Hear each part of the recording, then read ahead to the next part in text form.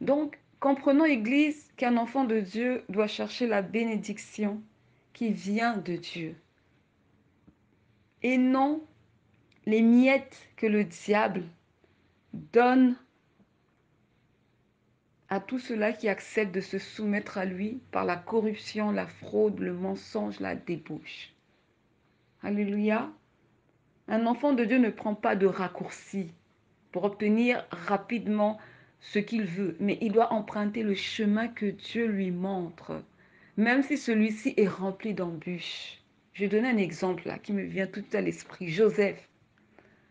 Quand Joseph a été, je ne sais pas s'il faut dire séduit, quand la femme de Potiphar, au fait, a tenté de séduire Joseph, a voulu pousser Joseph à avoir des rapports sexuels avec elle. Joseph aurait pu dire oui. Voilà un raccourci. Le raccourci ici, c'est lequel? C'est que Joseph est esclave. Et si Joseph disait oui aux avances de la femme de Potiphar, et Potiphar qui est son chef, Joseph allait être un esclave privilégié. Joseph allait être un esclave qui allait, comment dire, profiter des faveurs et des grâces de sa patronne. Voilà un raccourci. Mais Joseph a refusé d'emprunter ce raccourci pour honorer Dieu, parce qu'il craignait Dieu. Il a refusé. Et ce refus lui a valu d'aller en prison. Mais ce n'est pas grave, parce qu'au moins, il a été injustement mis en prison à cause de Christ. C'est ça, au fait. Quand je subis des injustices à cause de Christ, j'ai la victoire, parce que je me tiens sur la vérité. Mais quand je fuis les injustices parce que je ne veux pas souffrir, parce que je recherche le confort de la vie et que j'emprunte maintenant le chemin de la corruption, de la fraude, de la débauche, Dieu n'est plus avec moi, c'est fini. Parce que je me suis détournée des voies du Seigneur pour aller chercher la facilité, Dieu n'est pas là. C'est le diable. Et les conséquences seront terribles. C'est pourquoi l'enfant de Dieu ne prend pas de raccourcis. L'enfant de Dieu emprunte le chemin que Dieu lui montre, même s'il est lent, même si ce chemin est parsemé d'embûches, avec beaucoup d'obstacles, beaucoup de combats, beaucoup de persécutions. C'est ton chemin, tu dois l'emprunter.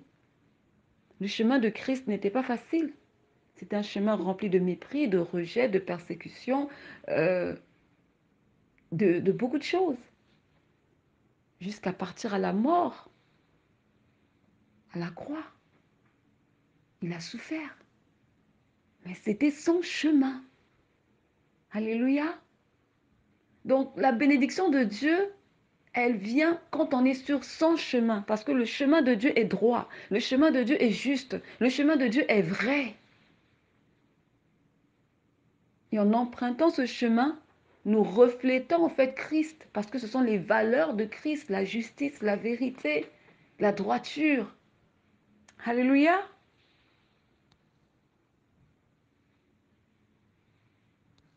Donc oui, même si ton chemin est rempli d'embûches, d'obstacles, de persécutions, sache que l'Éternel te délivrera. Tant que tu respecteras bien sûr ses instructions et que tu te soumettras à lui. Joseph est resté soumis à Dieu jusqu'à ce que la bénédiction soit venue le chercher, jusqu'à ce qu'il ait embrassé les promesses de Dieu pour sa vie, jusqu'à ce qu'il soit entré dans sa destinée. Joseph était soumis à Dieu dans l'obéissance, dans la crainte. C'est ça la vraie bénédiction pour un enfant de Dieu. Amen. Et c'est ça que nous devons rechercher. La bénédiction qui vient de Dieu. Bien-aimés, cherchons à être prospères selon les voies de Dieu et non selon le monde. Car nous n'appartenons plus au monde, c'est fini. Nous avons reçu le pouvoir de devenir enfants de Dieu et nous sommes devenus des enfants de Dieu. Alors marchons dans la lumière, marchons dans la vérité, marchons dans la crainte de Dieu, marchons dans l'amour, marchons dans l'humilité, Recherchons les choses de Dieu, affectionnons-nous aux choses d'en haut et non à celles de la terre. Car ici-bas, il n'y a que ruine, désolation, déception, mensonge, tromperie, trahison. Il n'y a rien de bon. Vous le savez, vous venez du monde, vous le savez. Je ne vous apprends rien du tout. Mais seulement c'est à vous de faire le choix. Vous cherchez toujours la facilité ou vous cherchez ce que Dieu veut pour vous. Alléluia. Je termine par ce verset et ensuite nous allons présenter notre âme à Dieu, nous allons prier. Amen. Nous allons lire Proverbe chapitre 10 au verset 22. Je lis dans le nom tout-puissant de Jésus-Christ. C'est la bénédiction de l'Éternel qui enrichit et il ne la fait suivre d'aucun chagrin. Vous voyez, la bénédiction de l'Éternel ne fait suivre d'aucun chagrin. Joseph, il a été nommé quand on l'a fait sortir de prison quand on a fait sortir Joseph de prison pour pouvoir interpréter le rêve du roi et que Joseph a pu interpréter les rêves du roi, il a été nommé gouverneur d'Égypte. Donc sa bénédiction s'en est suivie d'aucun chagrin. Parce que non seulement lui, il a été béni, pas béni pour être béni lui seul, mais il a été béni pour bénir sa famille aussi. Parce que quand le temps de la famine est arrivé, toute sa famille est venue en Égypte. Il a pu nourrir sa famille, il a pu prendre soin de sa famille.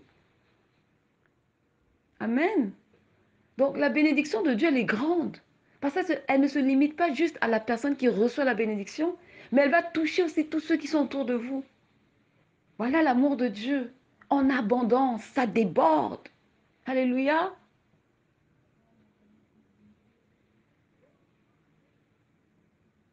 J'en veux plus, plus, plus, plus, plus, plus, plus. J'en veux plus, plus, plus, plus, plus, plus, plus. J'en veux plus. Bon, en tout cas, c'est un chant. Ça déborde. C'est pour dire que ça déborde. La bénédiction de Dieu déborde. Alléluia. Amen, Église. Cherchez la bénédiction de l'Éternel.